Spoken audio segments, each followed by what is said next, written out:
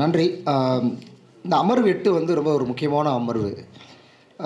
ஏன்னா, கலை, அனுபவம், அரசியல் இந்த தலைப்பை பற்றி பேசப் போறாரு. அன்புவேந்தன் பேசுகிறாரு. இவர் வந்து ஒரு கவிஞர், மொழிபெயர்ப்பாளர். அது மட்டும் இல்லாமல் உலக இலக்கியங்களில் பரந்துபட்ட ஒரு வாசிப்பு கொண்டவர் அவர். ஸோ அவருடைய பார்வையில் ஆர்ட்னா என்ன, கிராஃப்ட்னா என்ன, அது எப்படி ஒரு பாலிடிக்ஸோடு சேர்த்து பேசணும் அப்படிங்கிறதெல்லாம் சொல்கிறாரு. ஸோ கடைசி அமர்வு நண்பர்கள் இதே பொறுமையோடு இருந்து இந்த நிகழ்வை முடித்து வைக்கிறேன்னு சொல்லிட்டு கேட்டுக்கிறேன். அன்புவேந்தன் அவர்களே, உங்களுடைய கரவொலிகளுடன் மேடைக்கு அழைக்கிறேன். Never give up, guys. Come on, cheer up.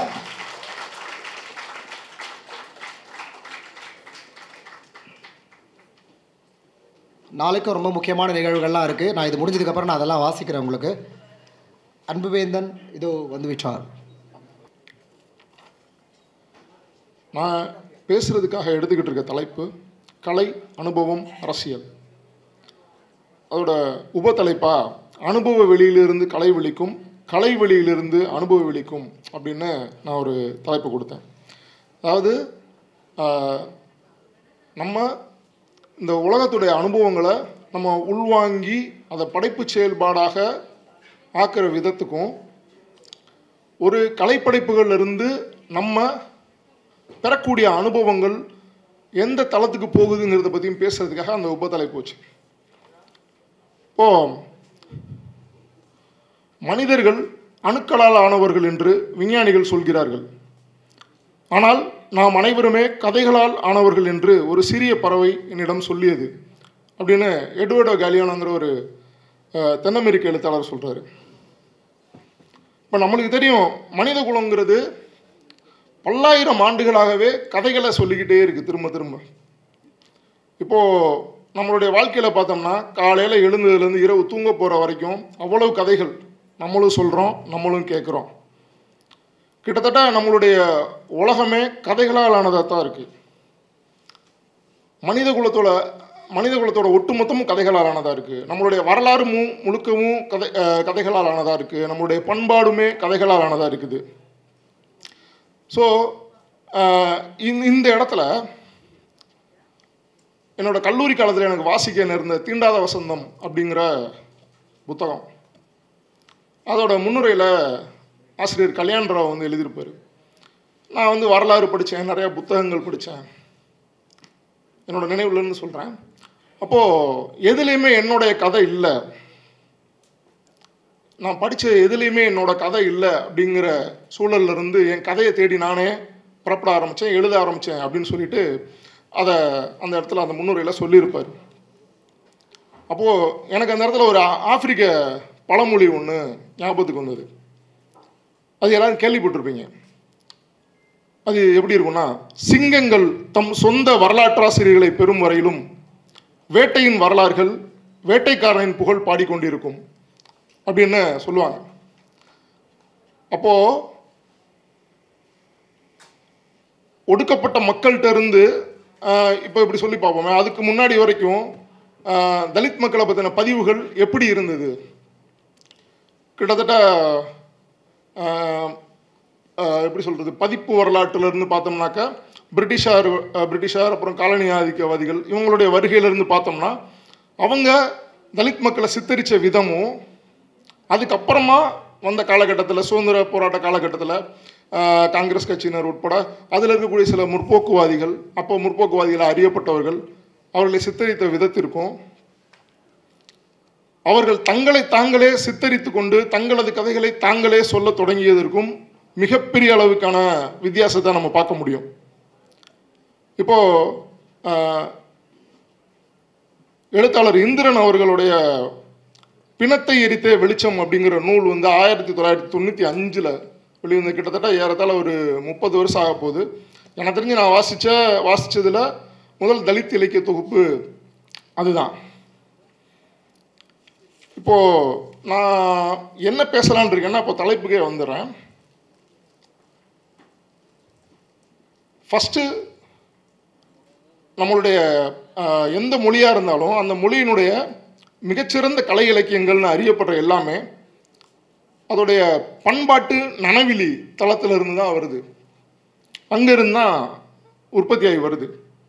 அப்போது பண்பாட்டு நனவிலி அப்படிங்கிற அடிப்படையிலேயே, நனவிலினா நம்மளுக்கு ஓரளவுக்கு தெரியும்,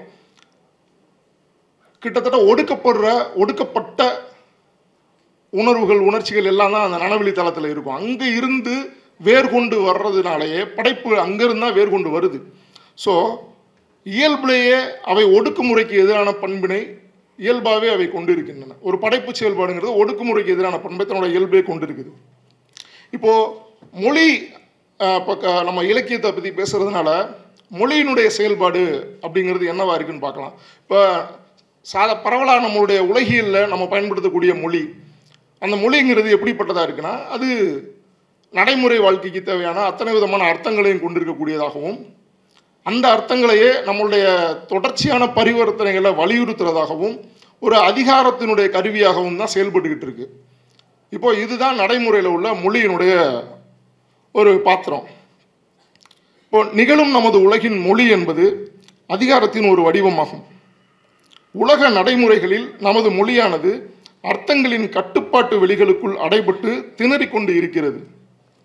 மொழியின் சுதந்திரமான இயக்கமும் தன்னியல்பான முறைகளில் உருவாகும் தனித்துவமான அர்த்த உருவாக்கங்களும் தடை செய்யப்படுகின்றன. நனவிலியானது ஒரு மொழி போல கட்டமைக்கப்பட்டுள்ளது என்பது உளவியல் அறிஞர் லக்கானின் புகழ்பெற்ற கூற்று. நனவிலி மனதில் உள்ள ஒடுக்கப்பட்ட விருப்பங்களே தம்மை மொழிகளின் வழியே சதா வெளிப்படுத்திய வண்ணம் இருக்கின்றன. இவையே சொற்களின் பொருள் ஆகும். ஒரு சொல் ஒன்றை குறிப்பிட்டு எதை சொல்ல விளைகிறதோ அதுவே அதன் பொருள் ஆகும். ஆனால் நடைமுறை உலகியலில் நாம் சொல்லின் இந்த பொருளை அறிய முற்படாமல் அது குறிப்பிடுவதை மட்டும் அதன் அர்த்தம் என கொள்கிறோம். இதனால் மெய்யான பொருள் புரிதலுக்கு வருவதில்லை. இவ்வாறாக நடைமுறை உலகின் மொழியானது மிகவும் தட்டையானதாக, ஒடுக்குமுறை அதிகாரம் மிக்கதாக இருக்கிறது. இந்த இடத்திலே தான் கலைமொழியின் பிறப்புக்கான தேவை உண்டாகிறது. கலைமொழியில் நனவிலில் ஒடுக்கப்பட்ட அந்த விளைவுகள் தம்மை வெளிப்படுத்துவதற்காகவே மொழிப்படுத்தப்படுகின்றன. அங்கே நடைமுறை உலகின் அர்த்தங்கள் அளிக்கப்படுகின்றன. அதன் வழியே அர்த்தங்களின் அதிகாரங்களும் அளிக்கப்படுகின்றன. இப்போது கலையில் மொழியானது தட்டையான பொருள் கொள்ளுதலிலிருந்து விடுதலை பெற்று சுதந்திரமான இயக்கமாக உருவாகிறது. ஏனெனில் அது நனவிலியின் ஒடுக்கப்பட்ட விளைவுகளின் சுதந்திரத்தையே தனது வெளிப்படுத்தும் பொருளாக கொண்டிருக்கிறது. இப்போ இது சம்பந்தமான கொஞ்சம் கூடுதலாக தகவல், இதுக்கு முன்னாடி நம்மளோட முன்னோடிகள் என்ன செஞ்சுருக்கிறாங்க, ஏதாவது நடந்திருக்கா அப்படின்னு சொல்லி பார்க்குறதுக்காக தேடிக்கிட்டு இருக்கும்போது எனக்கு தட்டுப்பட்ட ஒரு புத்தகம் சமீபத்தில் கிடச்சிது. ஏன்னா கிட்டத்தட்ட இன்னைக்கு வரைக்கும் ஒரு 30 ஆண்டுகளாக போகுது இந்திரனுடைய பிணத்தை எரித்த வெளிச்சம் புத்தகத்தை சொன்னேன். அது வரைக்கிலிருந்து இப்போ வரைக்குமான தலித் இலக்கிய போக்குகளில் என்ன நடந்திருக்குங்கிறது சம்பந்தமான திறனாய்வு பற்றின வரலாறை ஒரு புத்தகத்தில் பதிவு செஞ்சுருக்கிறாங்க. வாய்ப்பு இருக்கிறவங்க அந்த புத்தகத்தை அவசியம் வாசிக்கணும். இந்த புத்தகத்தோட பேர் கவிதை திறனாய்வு வரலாறு, சு வேணுகோபால் எழுதியிருக்கிறார். அதில் கிட்டத்தட்ட ஒரு 40 பக்கங்கள் வரைக்கும் அதில் தொகுத்துருக்காங்க. அதில் வந்திருக்கக்கூடிய ஒரு சின்ன ஒரு பகுதியை மட்டும் நான் இப்போ வாசித்து காட்டுறேன். அதில் இந்திரன் அவர்கள் முன்வைத்த ஒரு கருத்தை எடுத்த ஆண்டு அதை எதிர்கொண்டிருப்பார் சு வேணுகோபால். அது கொஞ்சம் படைப்பிலக்கியத்தில் ஆர்வம் உள்ள அத்தனை பேருக்கு ரொம்ப முக்கியமானது நினைக்கிறேன். ஒரு கவிதையை பற்றிய விமர்சனம் என்பது அந்த கவிதை தரும் அழகியல் அனுபவத்துடன் மட்டும் முடிந்து போவது இல்லை. மாறாக அந்த கவிதை காலம் காலமாக உள்ள இலக்கியத்தோடு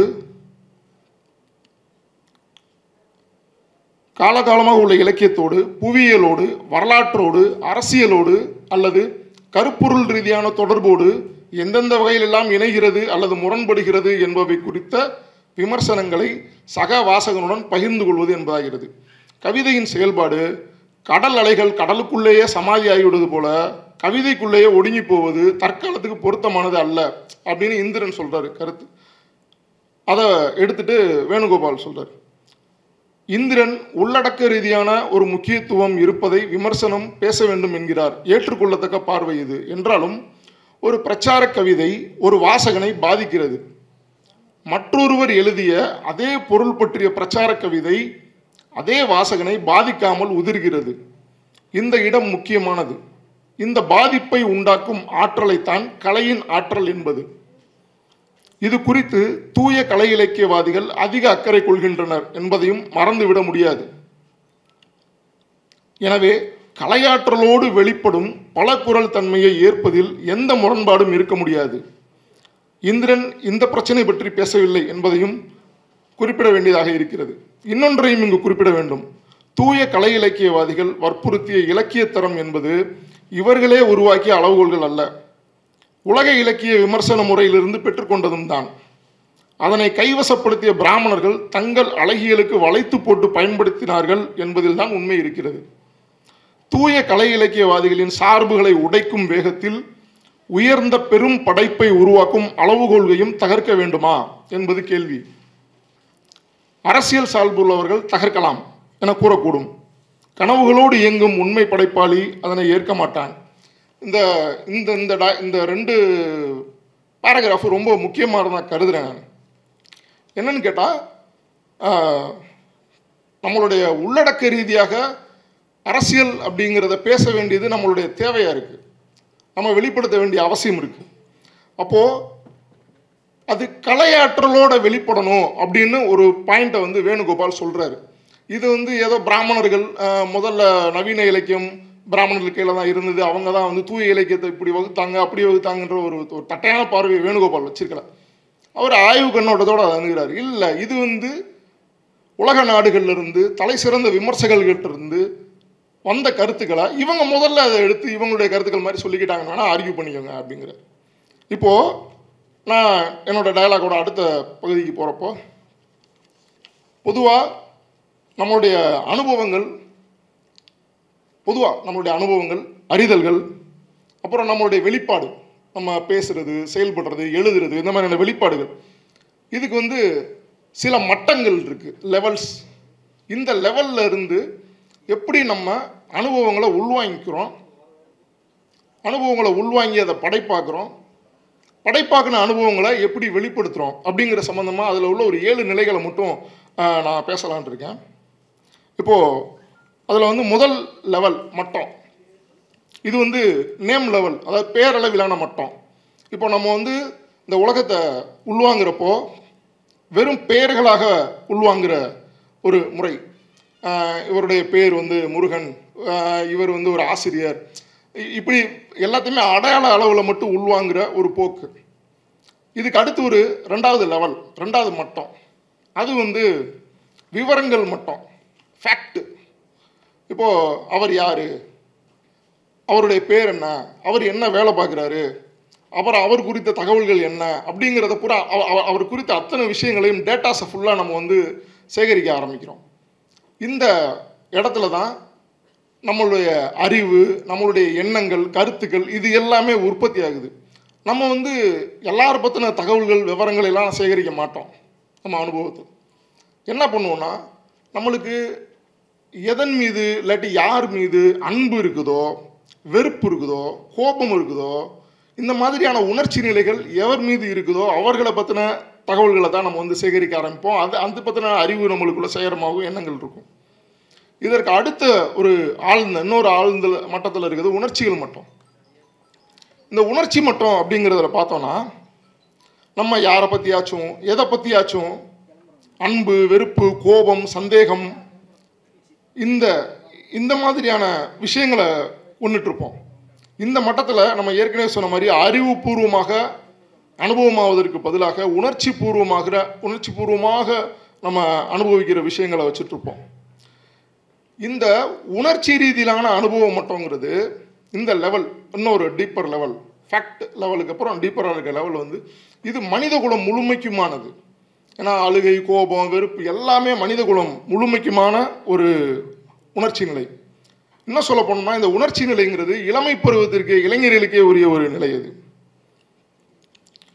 இப்போது இந்த புற உலகத்தில் நடக்கக்கூடிய அத்தனை நிகழ்ச்சிகளையும் நம்மளுக்குள்ள வந்து பல்வேறு உணர்ச்சிகளை வந்து ஏற்படுத்துது. நம்ம அதை பூரா உள்வாங்குறோம். இந்த புற உலக நிகழ்ச்சிகள் நம்மளுக்குள்ள ஏற்படுத்தக்கூடிய உணர்ச்சிகளை நம்ம என்ன பண்ணுறோம்னா நம்மளுடைய ரியாக்ஷனை நம்ம வந்து வெளிப்படுத்துகிறோம்.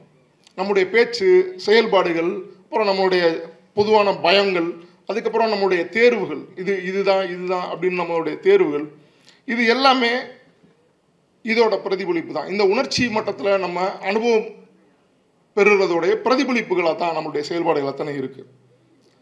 அடுத்த லெவல், இன்னும் டீப்பான லெவலில் போகும்போது நம்மளுடைய அனுபவங்கள் எப்படி அனுபவமாகுது அப்படின்னு பார்த்தா, அந்த லெவலை இமேஜினேஷன் லெவல், கற்பனை மட்டம், இல்லாட்டி டெலியூஷன் லெவல் அப்படின்னு சொல்லுவாங்க. இங்கே என்னன்னு பார்த்தா, வெறுமனே நம்ம விருப்பு இல்லை நம்மளுக்கு இன்பமாக இருக்குது துன்பமாக இருக்குது அப்படிங்கிற விஷயங்களை மட்டும் சார்ந்திருக்காமல், சில நேரத்தில் நம்ம ஒரு கற்பனையினாலேயோ இல்லை ஒரு பிரம்மையினாலேயோ நம்மளுக்கு வந்து ஒரு தவறான கண்ணோட்டம் வரும். அந்த தவறான கண்ணோட்டத்திலேருந்து சில உணர்ச்சி நிலைகள் உருவாகி அதனால் நம்ம வழிநடத்தப்படக்கூடும். இந்த மட்டத்தை தான் கற்பனை அல்லது பிரம்மை மட்டம் சொல்கிறாங்க. பொதுவாக இதை வந்து சொல்லும்போது, இந்த பிரம்மை மட்டத்தை இந்த ஆழத்தில் செயல்படக்கூடிய அனுபவங்களாக நம்ம சொல்கிறப்போ, நம்ம படிக்கிற இலக்கியம் படிக்கிறது, அதுக்கப்புறம் புராணங்கள், அதுக்கப்புறம் நம்ம பார்க்குற சினிமா, இது எல்லாமே இந்த மாதிரியான இமேஜினேஷன் அண்ட் டெலியூஷன் லெவலில் தான் தங்களை வந்து வெளிப்படுத்திக்கிட்டு இருக்கு. நம்ம இப்படி தான் இந்த இதில் அனுபவமாகிறோம். இப்போ என்னென்னா, நம்மளுடைய தனிப்பட்ட இந்த மாதிரியான பிரம்மைகளை வெளிப்படுத்துகிறப்போ, நம்ம போலவே பிரம்மைகளை வெளிப்படுத்திய மனித குலத்தினுடைய இதர உறுப்பினர்களோட நம்ம கொஞ்சம் இந்த மட்டத்தில் ஒத்து போகிறோம். ஏற்கனவே உணர்ச்சி நிலைகளில் நம்ம எல்லா மனிதர்களோடையும் ஒத்து போகிற மாதிரி இந்த மட்டத்தில் நம்மளால் நம்மளுடைய அந்த டெலியூஷன்ஸை ஷேர் பண்ணிக்கிற முடியுது. இதில் முக்கியமாக என்ன பண்ணோம்னா, நம்ம வந்து உருவகப்படுத்துதல், மெட்டஃபாரிக்கல், ஒரு விஷயத்தை ஒரு அனுபவத்தை சொல்லும்போது மெட்டஃபார் பண்ணி சொல்கிறது, அது நம்ம அன்றாட வாழ்க்கையில் சொல்லுவோம். சும்மா நேரடியாக ஒரு ஸ்டேட்மெண்ட் டைப்பில் வந்து எதையும் நம்ம சொல்ல மாட்டோம். எனக்கு எப்படி நடந்துச்சு அப்படி நடந்துச்சுன்னு சொல்லும்போது அது ஒரு மெட்டஃபாரிக்கலாக ஏதாச்சும் ஒரு உருவகம், ஒரு பொதுவான ஒரு விஷயத்தோடு அதை உருவகப்படுத்தி சொல்கிற ஒரு போக்கு இருக்கும் நம்மளுக்கு. அடுத்த லெவல், இந்த பிரம்மைங்கிறது தன்னெழுச்சியாக வந்துருமா, அதுவாக இயல்பாக வந்துருமா அப்படின்னு கேட்டால் இல்லை. அது இன்னும் அதோட ஆழமான ஒரு மட்டமான சென்சேஷன் லெவல். சென்சேஷன் லெவல் அப்படின்னு சொல்கிறப்போ, நம்ம அந்த உலகத்தோட நிகழ்ச்சிகளை பார்க்குறோம், அனுபவமாகிற அந்த அனுபவங்கிறது நம்மளுடைய வெறுமனே தகவல் மட்டத்தில், வெறுமனே அறிவு மட்டத்தில் மட்டும் நம்மளை பாதிக்காமல், நம்மளுடைய உடலும் மனமும் இணைஞ்ச ஒரு ஸ்பியரில், ரொம்ப டீப்பர் லெவலில் இங்கே போய் நம்மளுக்கு பாதிப்பு உள்ளாக்குது. உதாரணத்துக்கு ஏதாச்சும் ஒரு கதைகளை படிக்கும்போது நம்ம பாடியிலே ஃபீல் பண்ணலாம், ஏதோ நடுங்கிறதையோ, இல்லை நம்மளை அறியாமல் நம்மள்ட்ட இருந்து கண்ணீர் பெறுகிறதையோ, இல்லை வேர்க்கிறது, ஏதோ ஒன்று உடல் ரீதியாக நம்ம உடலும் மனமும் சேர்ற புள்ளியில் நம்ம அதை உணரக்கூடும். இதைத்தான் வந்து உணர்வு மட்டம் அப்படின்னு சொல்லுவோம். இப்போ இந்த மட்டத்தில் இருந்து தான் அந்த பிரம்மை உணர்ச்சிகள் வந்து நம்மளுக்கு தோண ஆரம்பிக்குது. இந்த உணர்வு மட்டத்தோட பொதுவான தன்மை என்ன சொல்லலாம்னா, இந்த சென்சேஷன் வந்து எப்படி இருக்கும் பாடியிலே அப்படின்னா, ரொம்ப இறுக்கமான, இல்லாட்டி ரொம்ப சுருங்குற மாதிரியான ஒரு தன்மையில், இல்லை பறந்து விரிகிற மாதிரி, இப்படி இந்த அனுபவ மட்டம் அப்படிங்கிறது இந்த மாதிரியான ஒரு தன்மையை கொடுத்துருக்கு. இந்த மட்டம் இதுவுமே என்னென்னா, மனித குலத்தையும் கடந்து ஒரு யூனிவர்சல் அப்படின்றத விட மனித குலத்தையும் தாண்டி இந்த பூமிக்கு உள்ள எல்லா விஷயங்களோடையும் நம்ம பொருத்தி போகிற அளவுக்கு இந்த உணர்வு மட்டம் இருக்கும். இதுக்கும் டீப்பராக இன்னொன்று சொல்கிறாங்க, அதான் வந்து எனர்ஜி லெவல் அப்படின்றாங்க, ஆற்றல் மட்டம். இந்த எனர்ஜி லெவல் அப்படின்றத பொறுத்தளவுக்கு பியூராக வெளிப்படுத்தக்கூடியதுன்னா மியூசிக்கு, ஏன்னா ஓசை, இது வந்து நேரடியான ஆற்றல். இந்த நேரடியான ஆற்றல், வண்ணங்களை பயன்படுத்தக்கூடிய கலைகள், இது எல்லாமே நேரடியான ஆற்றல் மட்டத்தில் செயல்படக்கூடிய விஷயம். இப்போது என்னென்னா, ஒவ்வொரு தனி மனுஷன் சொல்கிறோம், நம்மளுடைய தனித்துவம் நம்ம சொல்கிறோம் இல்லையா. இப்போ நம்மளுடைய படைப்புகளில் நம்ம என்ன உள்ளடக்கங்களாக இருக்கட்டும், என்ன வெளிப்படுறதா இருக்கட்டும், ஆனால் ஆதாரமாக வெளிப்படுறது என்னன்னு கேட்டிங்கன்னா, ஒரு மனிதனாக என்னுடைய தனித்துவம் அதில் வெளிப்படும். நான் எழுதுகிற ஒரு கவிதையும் அதே கருப்பொருளை வச்சுட்டு இன்னொருத்தர் எழுதுகிற ஒரு கவிதையும் ஒன்று போல் இருப்பதில்லை. ரெண்டு பேரும் ஒரே மொழியை பயன்படுத்தினாலும் அப்போது ரெண்டு பேருக்கு இடையில் ஒரு தனித்துவம் ஒன்று வருது இல்லையா. இந்த தனித்துவங்கிறது எங்கே ஒருத்தருக்கு வருது அப்படின்னா, அவருடைய இந்த ஆழ்ந்த தளத்தில், உணர்வுகளுக்கும் கீழே உள்ள அந்த ஆழ்ந்த தளத்தில், அந்த ஆற்றல் மட்டத்தில் அவருக்குள்ள செயல்படுது. அந்த ஆற்றல் தான் படைப்பாற்றல்னு சொல்லலாம். அந்த படைப்பாற்றல்ங்கிறது படைப்பாளிகளுக்கு மட்டுமே ஆனது கிடையாது. அந்த படைப்பாற்றல் எல்லா மனிதருக்கும் பொதுவானது தான். இப்போது நம்ம புற உலகத்தை அனுபவம் கொள்றதுல இந்த 7 மட்டத்தை சொன்னேன். இதை ரொம்ப எளிதாக ரொம்ப சுருக்கமாக புரிஞ்சுக்கிறதா இருந்தால் நம்ம குழந்தைங்கள்லேருந்து பார்க்கலாம். குழந்தைங்க வந்து சின்ன குழந்தைங்க ஒரு 2 மாதம் வரைக்கும் அந்த குழந்தைங்களோட பேட்டர்ன் பார்த்திங்கன்னா அது வந்து எனர்ஜி லெவலில் தான் கம்ப்ளீட்டாக இருக்கும். அதுக்கு வந்து அசையும், கத்தும், இந்த மாதிரி தான் அதோடைய லெவல் இருக்குது. அதுக்கு வேறு எந்த கம்யூனிகேஷனுமே தெரியாது. அந்த குழந்தை அடுத்து வளர்ந்து அடுத்த லெவலுக்கு போகும்போது இந்த எனர்ஜி லெவல்லேருந்து சென்சேஷன் லெவல் உணர்வுக்கு போகும். உணர்வு தளத்துக்கு அந்த குழந்தை எல்லாத்தையுமே அனுபவிக்கும் போது என்னென்னா அது ரொம்ப ரொம்ப அதாவது தன்னுடைய சுற்றுப்புற சூழல், அதில் நடக்கக்கூடிய பாதிப்பு, அதை வெளிப்படுத்துறது. ஏற்கனவே நம்ம சொன்ன மாதிரி ரொம்ப அது அது இறுக்கமாக ஃபீல் பண்ணுறது, குழந்தைய தூக்கி போட்டு விளாண்டா சில குழந்தைகள் குதூகலமாக இருக்கும். அது ஏதோ ஒரு மிதக்கிற மாதிரியான ஒரு அனுபவத்தை அடைகிறது. இந்த மாதிரியாக குழந்தை வந்து அந்த அனுபவத்தை உள்வாங்க. அடுத்து அந்த குழந்தை வளர்ந்து சிறுவர் அப்படிங்கிற பருவத்தை அடையும் போது அங்கே வந்து கற்பனை, நான் முதல்ல சொன்னதை அப்படியே ரிவர்ஸில் சொல்கிறேன். அடுத்து கற்பனை, குழந்தை வந்து சின்ன சின்னதாக கற்பனை பண்ணும், தான் சொல்லப்படுற கதைகளை பூரா இமேஜின் பண்ணும். அந்த நேரத்தில் தான் ஃபெய்ரி டெய்ல்ஸு மற்ற கதைகள்லாம் அதிகமாக கேட்கும், இதுவும் கதை சொல்ல ஆரம்பிக்கும். ஸோ அப்போது அது முழுக்க முழுக்க அந்த கற்பனை, அப்புறம் இல்லாட்டி நம்ம சொல்கிற அந்த பிரம்மை அப்படிங்கிற ஒரு மட்டத்தில் அந்த குழந்தை வந்து கொஞ்சம் கொஞ்சமாக டெவலப் ஆகும். அதே குழந்தை வளர்ந்து ஒரு 13 வயசை எட்டும்போது உணர்ச்சி கொந்தளிப்பில் இருக்கும். அதோடைய வெளிப்பாடு முழுக்கவே உணர்ச்சி மயப்பட்டதாக இருக்கும். கோவப்படுறது, அலறது, இந்த மாதிரி தன்னோட அத்தனை உணர்ச்சிகளை நேரடியாக வெளிப்படுத்துகிற ஒரு தன்மையில் இருக்கும். இதுக்கு அடுத்த தளத்துக்கு அது போகும்போது ஒரு மத்தியம வயசுக்கு நம்ம வந்துட்டோம் அப்படின்னா நம்ம இந்த உலகத்தை எப்படி உள்வாங்குறோம்னா நம்ம தகவல்களாக உள்வாங்க துவங்குவோம்.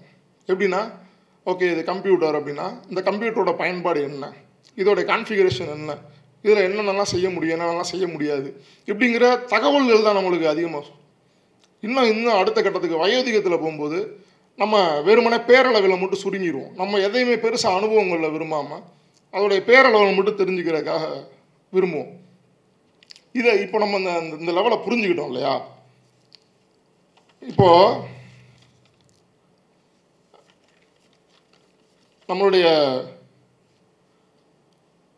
நம்ம ஏன் எழுதுகிறோம், ஏன் ஒரு விஷயத்தை படைக்கிறோம், இதுக்கான உந்துதல் வந்து எங்கேருந்து நம்மளுக்குள்ளே வருது அப்படின்னு பார்க்குறதுக்கு முன்னாடி மனுஷனுடைய விஷயங்களே நம்ம பார்க்கலாம். மனிதன் வந்து பார்த்தா கிட்டத்தட்ட பல 10,000 ஆண்டுகளுக்கு முன்னாடி பாறைகளில் வெறுமனே கை மட்டும் அப்படி இருக்கும், மனிதனுடைய கை மட்டும் இருக்கும். கலை வரலாற்று ஆசிரியர்கள் வந்து அது என்னன்னு சொல்கிறாங்கன்னா நான் இங்கே இருந்தேன் அப்படின்னு சொல்லிட்டு போயிருக்கான். வேறு எந்த செய்தியும் இல்லை, நான் இங்கே இருந்தேன் அப்படின்னு. இப்போது இந்த பழக்கத்தை நம்ம இன்னைக்கு வரைக்கும் பார்க்க முடியும். நம்ம ஏதாவது ஒரு இடத்துக்கு போனோம்னா அங்கே நம்மளோட பேரை பொறிச்சு வைக்கிறதுக்கு இந்த உந்துதல் வந்து நம்மளுக்கு இந்த பதிவு செய்யணும், நான் இங்கே இருக்கிறேன், நான் இங்கே இருந்தேன்னு பதிவு செய்கிறதுக்கான உந்துதல் வந்து மனித குலத்துக்கே எல்லாருக்கும் ஒரு பொதுவான ஒரு விஷயந்தான் அது. இப்போ நம்ம ஏற்கனவே சொன்ன மாதிரி இங்கே இந்த நம்ம இப்போ இந்த லெவல் பேசணும் இல்லையா, கலை இலக்கியத்தில் ரொம்ப குறிப்பாக உருவாக வேண்டியது வந்து எம்பதி அப்படிங்கிற ஒரு விஷயம். எம்பதி அப்படின்னா இப்போ மனிதர்களான நம்மளுக்குள்ள எப்போவுமே தகவல் பரிமாற்றங்கிறது 100க்கு 100% இல்லை புரிந்து கொள்ளுதல்ங்கிறது சாத்தியமே கிடையாது. ஏன்னா நம்ம தனித்தனி மனிதர்களாக பிரிக்கப்பட்டு இருக்கோம், அதுதான் உண்மையாக இருக்குது. இப்போது 2 பேர் பேசிக்கிறோம், உரையாடிக்கிறோம் அப்படின்னா அங்கே என்ன நடக்கும்னா அதிகபட்சம் பார்த்தா 2 பேரும் இவர் கருத்து அவரோ அவர் கருத்து இவரோ கேட்டுட்டுலாம் போகிறதில்ல. 2 பேருமே அவங்களுக்குள்ள ஆல்ரெடி இருக்க கருத்துக்களை திரும்ப மறு உறுதிப்படுத்திட்டு தான் திரும்ப போகிறோம். அப்போது ஒரு உண்மையான கம்யூனிகேஷனுங்கிறது அங்கே நடக்கிறது இல்லை. அப்போது ஒரு எந்த விஷயத்தை நான் கம்யூனிகேட் பண்ண விரும்புவேன், ஒரு தகவல்களை கம்யூனிகேட் பண்ணுறப்ப நம்ம அதை ஈஸியாக புரிஞ்சுக்கிறோம். ஏன்னா அது வெறும் டேட்டாஸை புரிஞ்சுக்குவோம். டேட்டாஸை கம்யூனிகேட் பண்ணுறதுக்காக நம்ம யாரும் பேசுகிறதில்ல, ஒருத்தரை நிப்பாட்டி அவங்கள்ட்ட டைம் ஸ்பெண்ட் பண்ணுறதில்ல. டேட்டாஸையும் தாண்டி இந்த பயன்பாட்டில் உள்ள மொழியையும் தாண்டின ஒரு விஷயத்தை தான் நம்ம பகிர்றதுக்கு தான் நம்ம வந்து முயற்சி பண்ணிக்கிட்டே இருக்கிறோம். கிட்டத்தட்ட கலை இலக்கியங்களோட வேலையுமே அதுவாக தான் இருக்குது ஆதாரமாக. கிட்டத்தட்ட அதை வந்து என்ன சொல்லலாம்னா ஒரு தொனின்னு சொல்லி பார்த்தோம்னா அங்கே தொனிக்கிறது யாருன்னு கேட்டால் நான் தான், என்னுடைய செல்ஃப் தான் அங்கே வந்து தொனிக்க போகுது. கிட்டத்தட்ட ஒரு அர்த்தத்தில் சொல்லணும்னா ஒரு படைப்பவனை சொல்வது தான் படைப்போட வேலையே, படைப்பவனை சொல்கிறது தான் படைப்போட வேலை. அப்போது படைப்பவன் வந்து ஒரு தன்னுடைய தனித்துவத்தில் தன்னுடைய ஆற்றல்ல இருந்து அவன் இந்த உலகத்தை உணர்வு பூர்வமாக உள்வாங்குறான். உணர்வு பூர்வமான விதத்தில் அவன் உள்வாங்கிறத சில கற்பனை இல்லை சில பிரம்மைகளின் மூலமாக உணர்ச்சியாக வெளிப்படுத்துகிறான். இந்த 3 விஷயம் தான் கிட்டத்தட்ட உணர்வு தளத்தில் தன்னுடைய தனித்துவமான ஆற்றல், அதுதான் அவனுடைய இருப்போட ஆதாரம். அதில் இருந்து அவன் உள்வாங்கக்கூடிய அந்த உணர்வு நிலையை சில கற்பனைகள் மூலமாக அவன் உணர்ச்சி பூர்வமாக வெளிப்படுத்துறது தான் கலை. சுருக்கமாக சொல்லணும்னா இதுதான் இந்த செயல்பாடு. இப்படி வெளிப்படுத்தக்கூடிய கலைங்கிறது தன்னுடைய ஆற்றலை வச்சுட்டு இருக்கோம். ஒரு ரீடராக நம்மளும் இந்த புத்தகத்தோட பேரை தெரிஞ்சுக்கிறது, அதில் உள்ள கதாபாத்திரங்களை தெரிஞ்சுக்கிறது, அதுக்கப்புறம் அவங்களுடைய விவரங்களை மட்டும் தெரிஞ்சுக்கிறது. இது எந்த ஊரில் நடக்குது, எந்த வரலாறு பேஸ் பண்ணது, யாருக்கும் இந்த டீட்டெயில்ஸை கடந்து இதில் வெளிப்படுத்தக்கூடிய உணர்ச்சி நிலைகள் என்ன அப்படிங்கிறத நம்ம பார்க்கணும். இங்கே இருந்தால் ஆழமான மட்டம். அதில் வெளிப்படுத்தக்கூடிய உணர்ச்சி நிலைகள், அந்த உணர்ச்சி நிலைகள் வெறுமனே சொல்லப்படுதா? இல்லை, கற்பனையான சூழல்கள், சில கற்பித சூழல்கள், அப்புறம் அந்த சூழல்கள் உருவாக்கக்கூடிய ஒரு பிரமையான நிலை, இந்த மாதிரியான மட்டத்தில் அது உருவாகுது. இது எதுக்காக உருவாக்கப்படுதுன்னா, ஒரு குறிப்பிட்ட உணர்வை சொல்வதற்காகவும் ஒரு குறிப்பிட்ட ஆற்றல் நிலையான அந்த வாழ்நிலையை சொல்கிறதுக்காகவும் தான் அது எழுதப்பட்டிருக்கு, படைக்கப்பட்டிருக்கு. எந்த படைப்பாக இருந்தாலும் ஒரு வாசகரா, ஒரு பார்வையாளரா நம்முடைய பொறுப்பு அங்கே போய் அந்த மட்டத்தில் இருக்கிற அந்த ஆற்றல் மட்டத்தில் அந்த ஆற்றல் மட்டத்திலிருந்து கிளம்பி வரக்கூடிய அந்த படைப்பை நம்ம அனுபவம் கொள்ளும்போது உண்மையிலே அங்கே என்ன நடக்கும்னா, கொஞ்ச நேரத்துக்கு முன்னாடி நான் சொன்ன மாதிரி நம்ம ரெண்டு பேருக்கு இடையில பேசிக்கிட்டு இருக்கோம்னா எந்த கம்யூனிகேஷனுமே அங்கே நடக்கிறது இல்லை. ஆனால் இந்த லெவலில் போகும்போது ஒரு படைப்பாளி எழுதியிருக்கிறாரு, நான் அவருடைய சோர்ஸ் லெவலுக்கு போய் மிக ஆழத்தில் போய் நான் அந்த படைப்போட நெருங்கும்போது நானும் அவரும் ஒன்றாகிற ஒரு விஷயத்தை ஃபீல் பண்ணலாம். என்னன்னு கேட்டால், கிட்டத்தட்ட இதுக்கு வள்ளலாருடைய பாடல் தான் எனக்கு அடிக்கடி ஞாபகம் வரும்.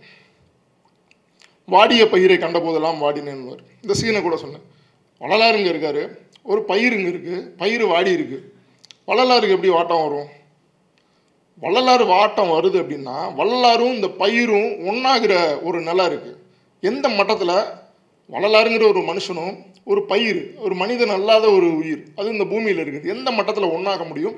அதனுடைய வாட்டம் இவரை வாட்ட செய்ய முடியும். அப்படின்னா இந்த இந்த இந்த ரெண்டு ஒன்றாகும் போது தான் அந்த எம்பதியே சாத்தியம். பரி உணர்ச்சி அப்படிங்கிறது, ஈவு அப்படின்னு சொல்லக்கூடிய ஒரு உணர்ச்சி ஒன்றாதலில் தான் சாத்தியம் இருக்குது. அதனால தான் கிட்டத்தட்ட உலகத்தோட எந்த மொழி இலக்கியமாக இருந்தாலும் அதில் தலை சிறந்த இலக்கியங்களுடைய ஒரு முக்கியமான ஒரு பண்பாக என்ன இருக்கும்னா, ஒரு விஷயம் அதில் இருக்கும், மனசாட்சியும் குற்ற உணர்ச்சியும்.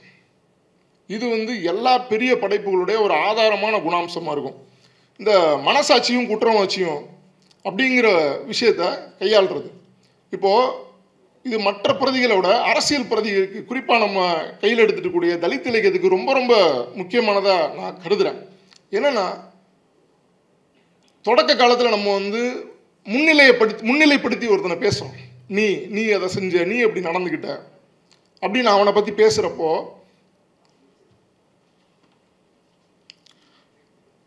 முன்னிலைப்படுத்தியே அவனை பற்றி பேசுகிறப்போ இயல்பாக நம்மளுடைய உரையாடல்களில் முன்னிலைப்படுத்தியே பேசுகிறப்போ அதுக்கான மறுப்பும் இல்லைன்னு அப்படி தப்பிக்கிறதும் போகும், ஒரு உரையாடலுக்கு நகராது. இன்னும் சொல்ல போனோம்னா பேசுகிறத காது கொடுத்து கேட்குற நிலைமைக்கும் வராது. தலித் இலக்கியங்கள் தலித்துகளுக்காக மட்டுமா, இல்லை தலித்துங்கிற எல்லையை கடந்த மக்களுக்குமானதா அப்படிங்கிற உரையாடல்கள்லாம் கடந்த காலத்தில் நிறைய நடந்திருக்கு. நம்ம இந்த ஸ்பியரை கடந்தும் அது போக வேண்டிய ஒரு விஷயத்த பேசுகிறோம். இந்த பிரதியை வாசிக்கும் போது, இலக்கிய படைப்பை வாசிக்கிற ஒருத்தன் இந்த மாதிரியான ஆழ்ந்த நிலைகளில் தன்னுடைய படைப்பனுபவத்தை பெற்று அந்த ஆழ்ந்த நிலையும் வெளிப்படுற வகையில் உணர்ச்சி பூர்வமாக படைப்பு வெளிப்படுற பட்சத்தில் அவனும் வாசிக்கிறவன் இந்த படைப்போட ஆழத்துக்கு வரும்போது அவன் கிட்டத்தட்ட நம்ம அந்த சொன்ன அந்த எம்பத்தி அப்படிங்கிற ஒரு ஃபீலை அடைஞ்சு அவனுக்குள்ள என்ன நிகழும் அப்படின்னா ஒரு குற்ற உணர்ச்சி அப்படிங்கிற விஷயம் கிடைக்கலாம். ஏன்னா குற்ற உணர்ச்சியோட விஷயம் நம்மளுக்குள்ளே எப்படி நிகழுது அப்படிங்கிறத நம்மளே பார்த்துக்கிடலாம். எந்த ஒரு செயலை செய்யும்போது நம்ம விழிப்புணர்வு இல்லாமல், கவனம் இல்லாமல் நம்ம ஒரு செயலை செய்கிறோம். பிற்பாடு அந்த செயலுக்காக தான் இன்னொரு ஒரு காலத்தில் ஏதோ லேசாக அது சம்மந்தமான ஒரு விழிப்புணர்வு வரும்போது நம்ம வருந்துறோம். அப்போது இந்த குற்ற உணர்ச்சி அப்படிங்கிற ஒரு விஷயம் ஏற்படுறது எந்த அளவுக்கு முக்கியமானது அப்படின்னு கருதுறோம்னா, ஒரு படைப்பு செயல்பாட்டில் அவன் குற்ற உணர்ச்சியின் மூலமாக தான் எப்பவும் விழிப்புணர்வோடு இருக்க வேண்டிய அவசியத்தை ஒருத்தன் தெரிஞ்சுக்குவான். விழிப்புணர்வோடு இருக்க வேண்டியதோட அவசியத்தை தெரிஞ்சுக்கிட்டு விழிப்புணர்வோடு இருந்துட்டு பிற்காலத்தில் தான் வருந்தக்கூடிய அளவுக்கான குற்ற உணர்ச்சியை ஏற்படுத்தக்கூடிய எந்த செயல்களையும் செய்கிறதுக்கு கொஞ்சம் யோசிப்பான், தயங்குவான், தவிர்ப்பான். இதுதான் மிகப்பெரிய அற இலக்கியங்கள், பேரிலக்கியங்கள் சொல்லப்படுற இலக்கியங்கள் செய்கிறது. இந்த இந்த மாதிரி ஒருத்தனுடைய மனசாட்சியோட உரையாடுறது, இந்த மாதிரியான உரையாடல்களை வளர்த்தெடுக்க வேண்டியது ரொம்ப அவசியமாக கருதுறேன். அதனால தான் இந்த மனித அனுபவத்தினுடைய இந்த ஒரு 6 நிலைகளை பற்றி விளக்கினேன். ஸோ இதை மட்டும் சொல்கிறதா, ஏன்னா இது சம்மந்தமான மற்ற விஷயங்கள்லாம் ஏற்கனவே நிறையா பேர் பேசியிருப்பாங்க. நான் நம்மளுடைய இந்த எக்ஸ்பீரியன்ஸஸோட இந்த லெவலை மட்டும் தொட்டு காமிச்சிட்டு நம்ம படைப்பு செயல்பாட்டிலையும் சரி, வாசிப்பு செயல்பாட்டிலையும் எப்படி இருக்கணும் அப்படிங்கிறத மட்டும் பகிர்ந்துக்கிறதுக்காக வந்தேன். ரொம்ப நன்றி.